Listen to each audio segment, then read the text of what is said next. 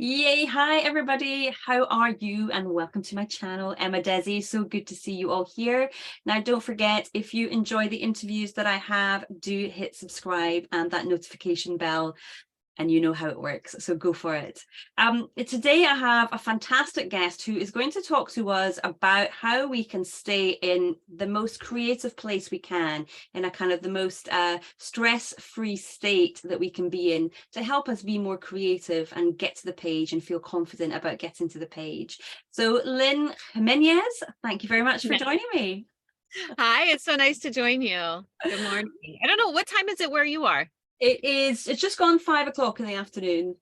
Okay, all right. Yeah, I hope I got your name right. I've been practicing that. It's Jimenez. Jimenez, okay. Well, Lynn is a licensed clinical social worker who founded Connect, Flow, Grow to help people manage stress so that they can live happier and more harmonious lives. As a therapist, her niche is stress response system activation, which is how the nervous system responds to experience and includes, but is not limited to, daily stress, anxiety, depression, and trauma responses. Lynn reminds us that there is a lot we can do to reduce the impact of stress, but the first step is always awareness. Mindfulness tools are woven into everything she does to help her clients deepen their understanding of how they experience stress. And action follows awareness. And as she says, there's no magic pill to lower stress responses, but she teaches science-backed principles that are adaptable and easily incorporated into daily life. So overall, she's found that people are more likely to actually reduce their stress when they are equipped with the knowledge and the strategy to do so. And today she's going to help us writers reduce our stress less, so that we can write more. So it's great. It's such a great topic for, I think, any creative who is putting something out into the world that they worry other people are going to pass comment on. And I don't know if you work with creatives in your day-to-day business. And not necessarily the people that I work with, it's pretty broad. I do a lot of marketing and a lot of work with school districts. So creative in other ways, right? Like creative in instructional methods, creative in program development, not necessarily artist creatives. But my client, my private practice and my group practice, uh, that's anybody and everybody. Um, and I think to some extent if we're trying to innovate in our life or problem solve, there's a level of creativity to it, right? Yeah, I think you're absolutely right. And I've heard, you talking about even in business, maybe you've got to create content, and that is also a form of creativity. If you're needing to manage people, sometimes you maybe need to be creative in how you manage people. Yeah. But I'd love it if you could just tell us a little bit about how you got to where you are and how you got into private practice and also into teaching. Yep. So I got my license, I finished grad school somewhere around 2007, and then was licensed probably like 4 or 5 years after that.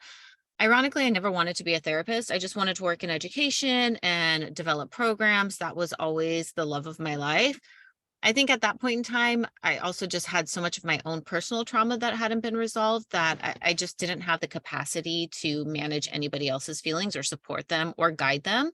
Mhm. So a lot of my own work, did lots of therapy, did a little bit of learning, and then I happened into school district positions where I was doing more direct service, so less program, more individual service. And so I had to improve my clinical skills, which was really anxiety provoking for me because there's an art to delivering therapy. And so it really raised my stress. At the same time, I was also going through a divorce, raising 3 kids. I had 2 dogs. So life was pretty full of opportunities to be stressed out. Um, and I just started getting really curious. I was working with a lot of students. My niche has always been trauma and trauma informed practices. But I started working with a lot of kids who didn't necessarily have the typical traumas that I was used to working with, but were experiencing really high rates of anxiety and depression. Um, and so I just was really curious about it, started doing a lot of research and reading, and then fell in love with the nervous system. I had already had some exposure.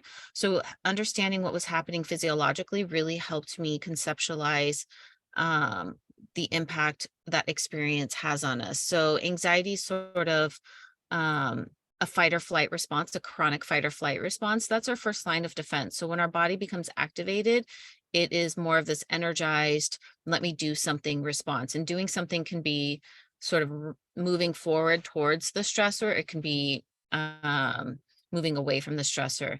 And then if there is too many stressors are too intense and too many, then our body will typically begin to shut down. And so that's what is often referred to as depression, or like a freeze or an immobilized response. It's very tired, low energy, fatigue. So you kind of get energized, amped up, try to resolve the stressors. And then when that doesn't work, your body begins to immobilize. You sort of lose steam. Yeah, yeah. Also, that I think a couple of things that you've kind of talked about there, that I think is well, first of all, just I think any good therapist has been through it themselves. You know, they understand and have that empathetic understanding of, it's easy to say something in practice. It's quite, you know, putting it into practice is a bit harder. And so understanding that, I think, is great for your clients and the people that you work with and the kids that you work with. You also mentioned, you know, you changed who you were working with and the format. And I think it's the same for any of us that are trying something new that is going to bring a heightened level of stress, isn't it? So a lot of the writers I work with, they're first time writers, they're new writers, this is really new for them. And so just coming to the page can be quite stressful for them, much like it might have felt for you at the beginning when you were doing those first new types of sessions. Yeah. So novelty in itself is stressor. It's activating because it's new. So your brain has to pay attention more. Your nervous system has to pay attention more. And in that paying attention, it's trying to determine, am I safe or is there a threat? And so same writing, for example, for one person can approach it, even though it's a very new activity, with an open mind, feeling very confident, just because that's who they are and that's their sort of general mindset, or because they have a foundational or experience with writing that has been successful. And so they'll go into a writing career with a positive mindset. It will be less stressful because of that mindset. Somebody else might come into it with a oh my gosh, I'm terrible at this, right? Like me, when I switched into a more direct therapy role, I didn't really think that I was good at it. So my stress was higher and I had a lot more anxiety because of that mindset and that belief that I wasn't good at it, or I was going to fail. So that already is sort of setting the stage as to how somebody's going to experience that new experience. Yeah, I certainly hear that from a lot of writers who, before they've written a word, have already told themselves they're no good at it, they're going to fail, no one's going to like this, it's going to be awful. So it's nice to hear that from you, that that's actually, it's not uncommon for people to feel that, and in a way it's normal. Yep, 100%. So I know that you talk about state dependent functioning, and I wonder if you could tell us what that is. Yeah, so in the most basic way of explaining it is, what is your internal state? And how is that going to influence and impact your day-to-day functioning? So if I'm really tired, that is going to have one impact on me. If you're the type of person that's like really grouchy when you're hungry, right? You're hangry, then that will have an impact on you. Imagine, when you're tired and hungry, or tired, hungry, and you've had you're ill, or you have a lot of to-dos to get done, right? All of those produce an internal state, and that internal state is something that we need to be aware of, because a lot of times people think of stress as like external to them, things that they have to do, or people that cause them stress. Like, they often think of the experiences, but our internal state is also a stressor. So we have to be aware of that. If you've been particularly sad, or maybe you're grieving, or you're having some relational conflict with somebody, all of that is going to drive your stress response. It adds to it. And the more stressors that you have, the greater your experience of stress will be. I think that's a really great sort of thing that you've pointed out there, that it's not always what someone or something else is doing to us, but it's how we're receiving it and processing it, that equally causes the stress. And it's actually something I talk to my daughter about a lot, how she stresses out about things she doesn't have control over, and imagines things that are going to be a lot worse than they've actually happened. So trying to encourage her to you can only worry about the things that you have some control over, and not what you think or perceive somebody else may or may not do or say to you. So it's interesting that even at age 12, she's only 12, that she's still kind of experiencing this, and we're doing our best to help her kind of manage and regulate that. And I imagine your audience probably has that too, right? Because you mentioned how there's like, what if somebody doesn't like it? How is it going to be received? How is a publisher gonna take this, right? And so there's that level of evaluation is really scary. So one of the things that help us that reduce the impact of stress, or sort of create a lower grade stress response, is if we can predict what's going to happen. So that's why a lot of people want to control things, because it gives them a sense of safety. Oftentimes it's a false sense of safety, but it still creates some sense of safety because now you're able to predict the outcome, right? Good, bad, or ugly, you're still trying to predict the outcome, which then allows you to prepare for it and allows you to mobilize your resources. It creates like a time constraint for you. So all of that helps reduce the impacts of stress, which is why sometimes we engage in these sort of maladaptive behaviors.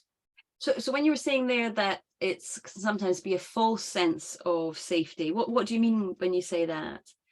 So it's a false sense of safety in that it doesn't necessarily always resolve the issue. So I'm trying to think. I work in addiction treatment, and that's just a great example. I know it's more on the extreme, but my clients there, they struggle with addiction, and they're using drugs to either begin feeling because they've been numb, or to reduce feelings. It is some sort of suffering that they're experiencing, but it doesn't take away the suffering. The true reduction in suffering would be to resolve whatever is happening. So figure out how to set boundaries with people, get employment, find the skills needed to seek employment, secure housing, um, live in a safe neighborhood, right? So all of those things would actually be a true sense of safety. The nervous system is pretty basic in that it's trying to determine, is this safe or is this a threat?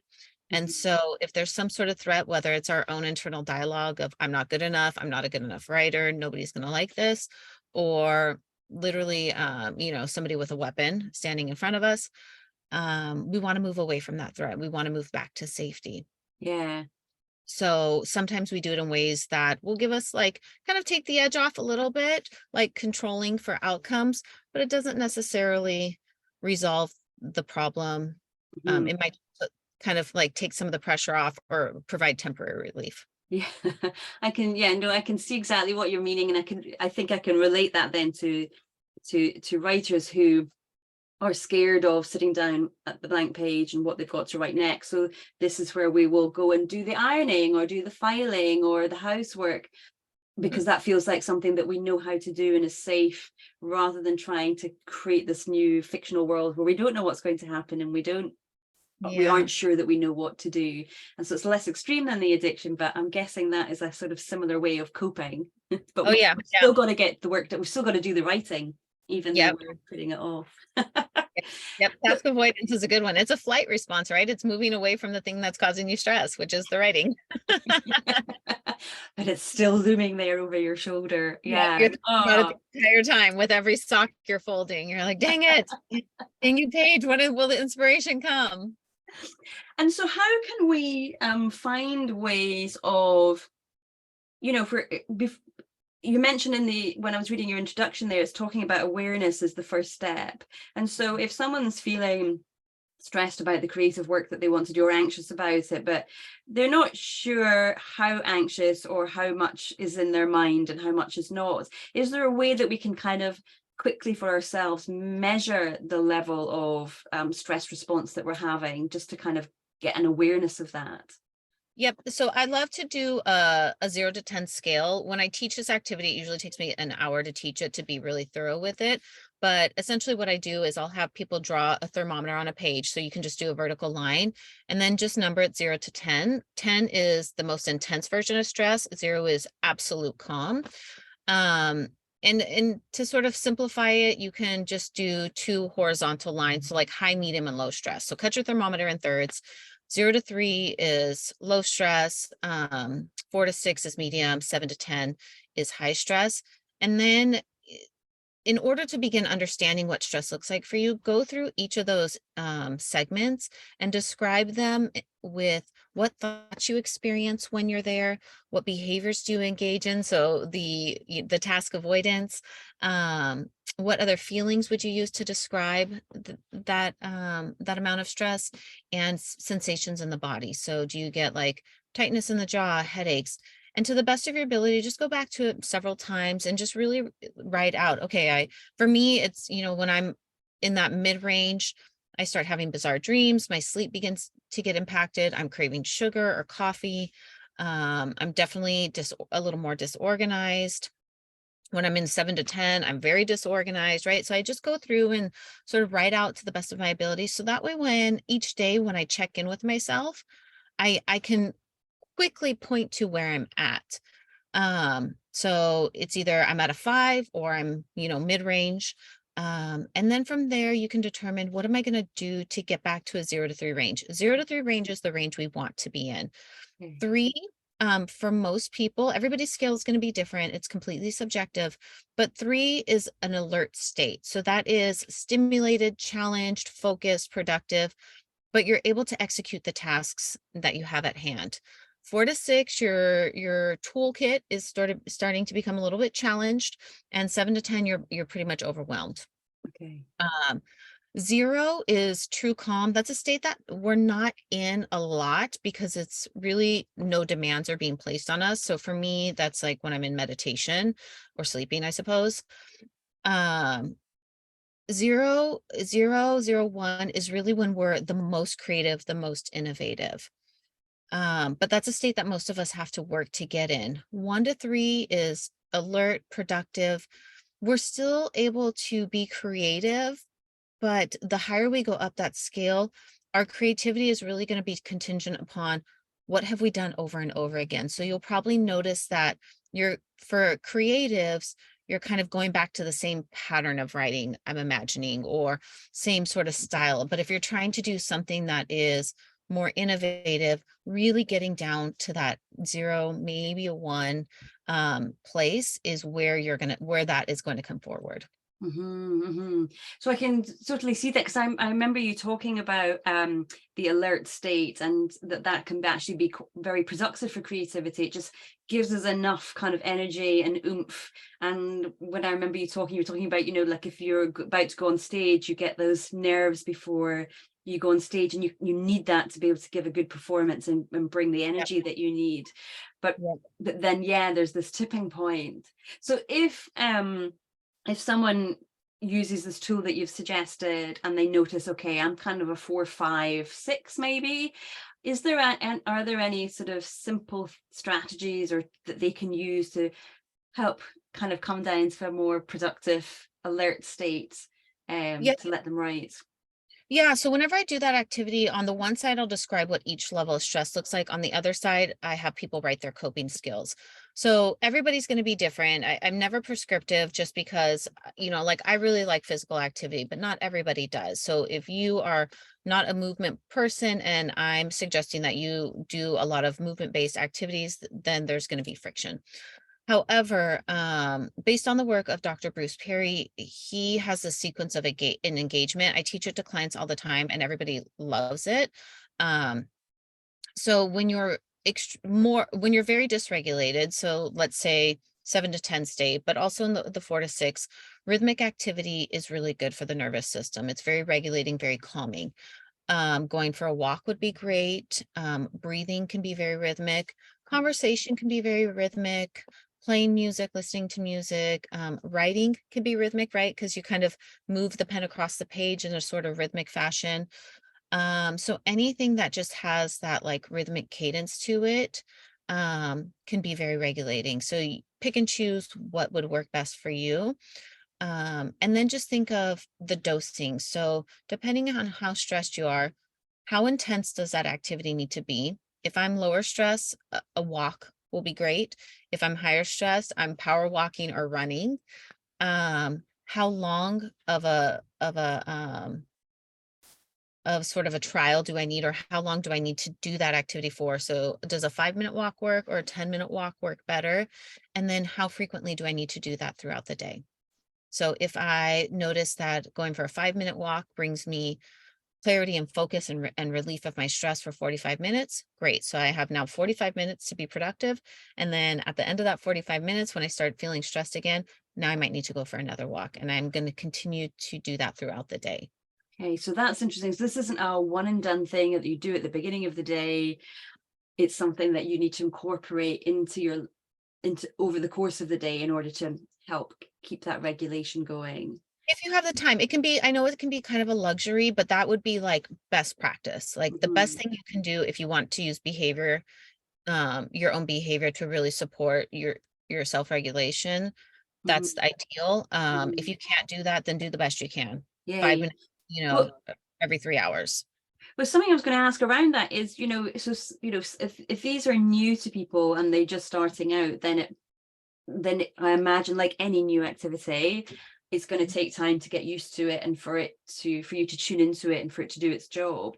But for example, if people use these strategies a lot and frequently, can they kind of do they work quicker? So say you might Yeah. need to start off with a 30-minute walk, but actually your brain kind of kicks into gear. What do they call it? Like muscle memory almost kicks into gear. Yeah, so the term is it becomes a reflexive behavior or habit. So that's like the basis of habit formation is your brain has had enough repetitions in order for that sort of neural pathway to be much more solidified and for it to take less effort and energy.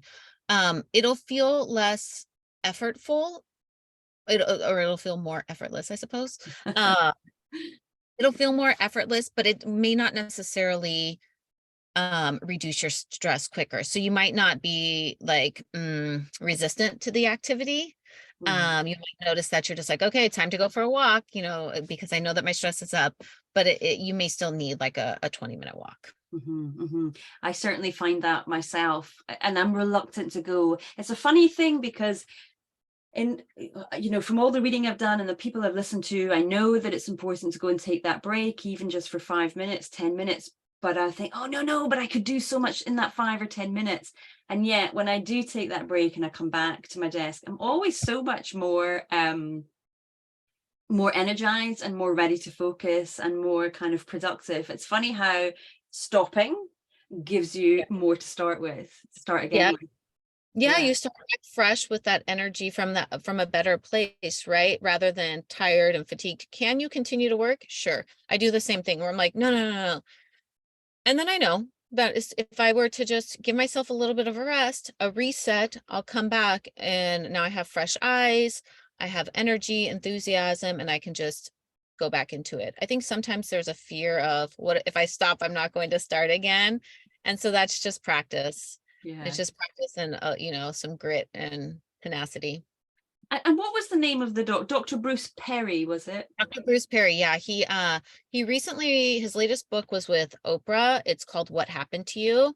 Of all his books, I'd say that's probably the most easily digestible for a wide audience. Mm. It's so beautifully written. So the rest of the sequence of engagement is the first step is rhythmic activity. The second step is relational experience. So I like to describe that as it can be sitting with somebody who's calm and regulated or being near somebody who's calm and regulated.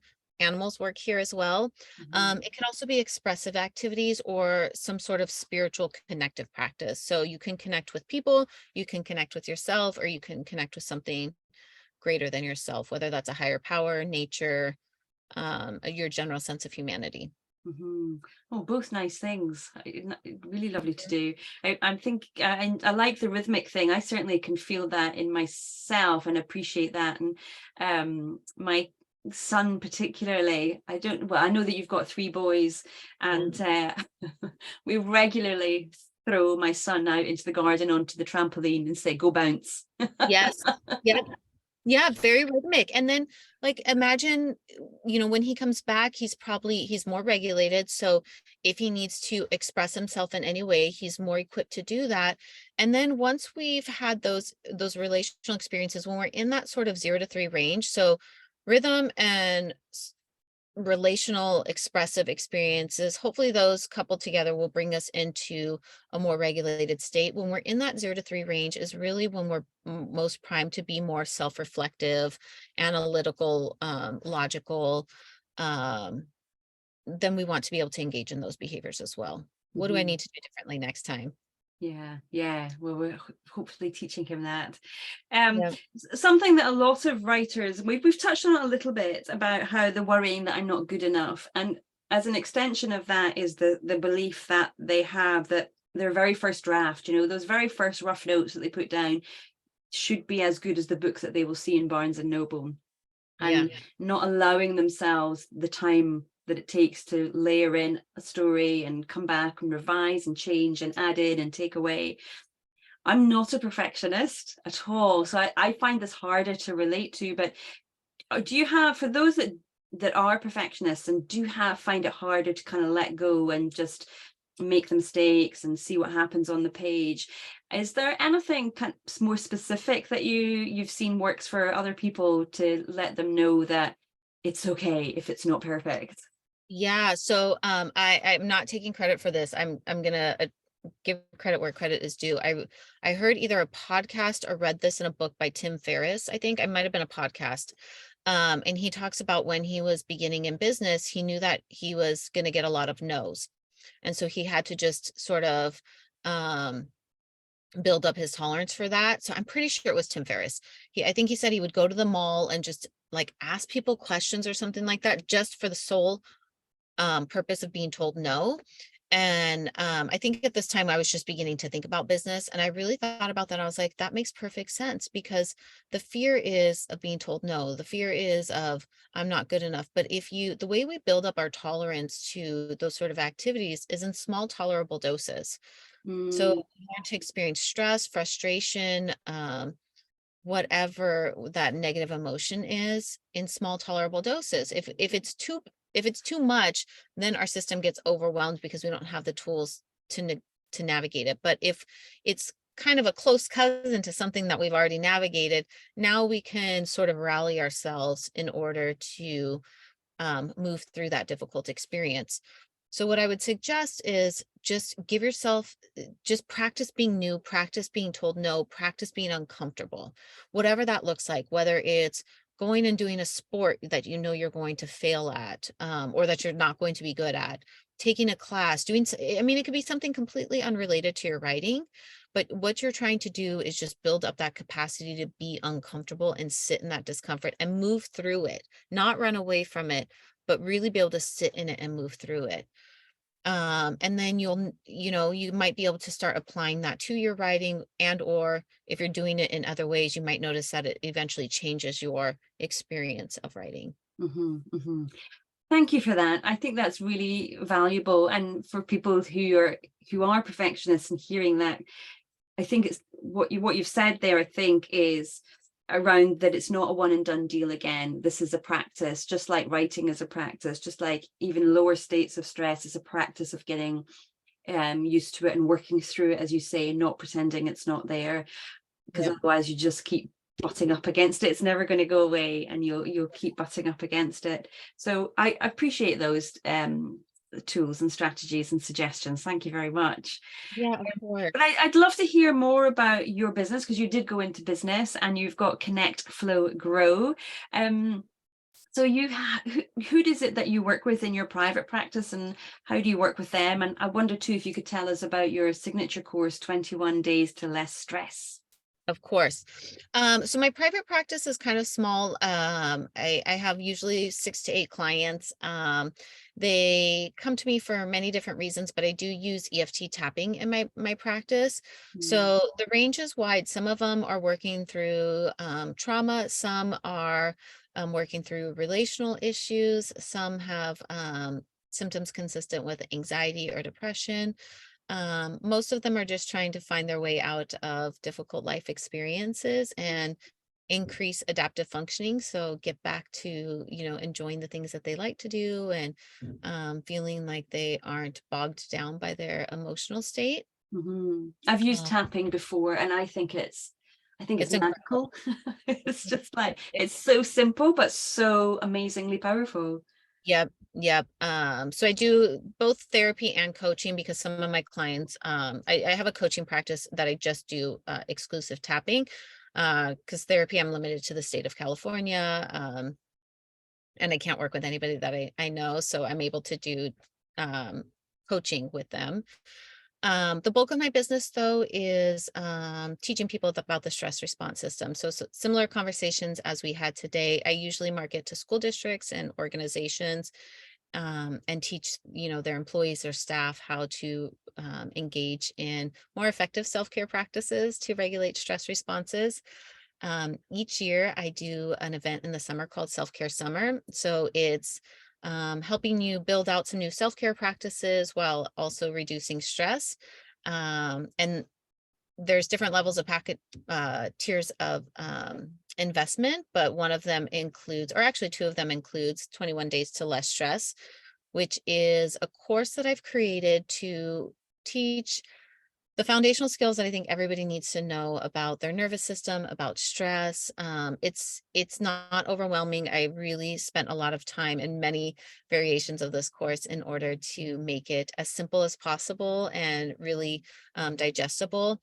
And then we talk about different coping skills to use, how to use check-ins, how to identify when you're stressed, and then what do you do about it, and how to sort of take care of yourself and maintain your body so that way your daily life is set up to not increase your stress.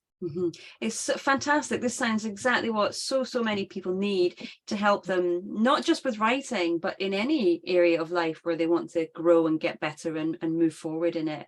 So that is wonderful. Thank you. When does Self-Care Summer run? When do you put that on? The cart will be open the last week of June, and then it basically runs through the month of July, but it's mostly self-directed. This year I'm simplifying and streamlining it. So I have three facilitators who I absolutely adore. We're going to do a breath work, a dynamic neurodynamic breath work course.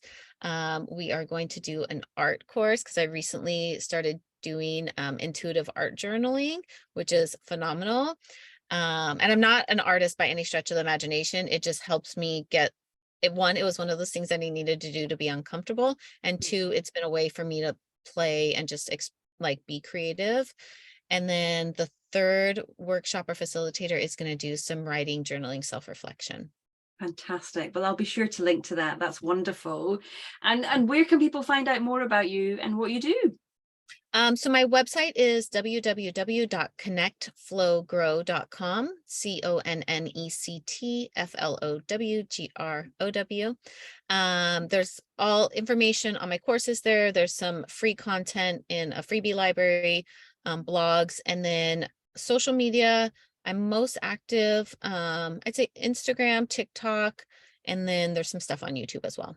Fantastic. That's wonderful. Well, Lynn, thank you so much for your time today. I've really appreciated it. Yeah, you're so welcome. Thank you for having me.